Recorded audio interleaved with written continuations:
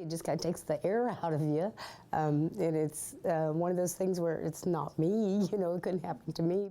Sandy Nicholson is a 57-year-old woman from Bussey, Iowa. She works part-time at a nursing home in Knoxville and has always thought she was healthy.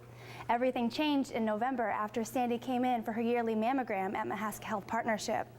A mammogram is an x-ray providing an image of the internal structure of the breast.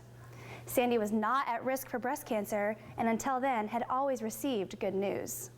By the time I got back to Bussey, they had already called and told me that I would have to come back for a repeat of the mammogram because the radiologist was, luckily he was in town or here that day and seen it and seen this abnormality. And so I just called right back over and I just drove right back. I thought, well, today's pretty shot, so I might as well go ahead and get it taken care of all in one day. So I did, and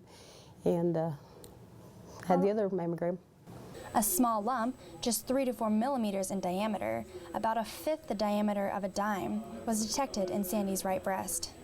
Soon after, doctors performed a biopsy to see if the lump was cancerous. A biopsy is a non-invasive way to obtain a tissue sample required for diagnosis. The biopsy revealed Sandy had breast cancer. It was either the following Monday or Tuesday, then my doctor called, Dr. Dawson called over there to tell me what they had found out and said that he then was setting me up with an appointment with the surgeon, Dr. Breon. We talked about the options, and essentially our goal was to get rid of the breast cancer.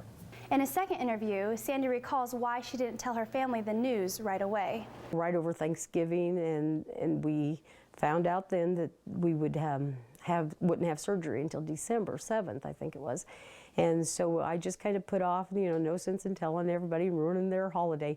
Now I did tell my son because they were home over Thanksgiving and my daughter, but as far as to go out to my parents and that, no. We just kind of put that off until closer to the time. Sandy underwent surgery 5 weeks later to remove the lump and the surrounding tissue. Dr. Breon also removed a few lymph nodes in the armpit to see if the cancer had spread.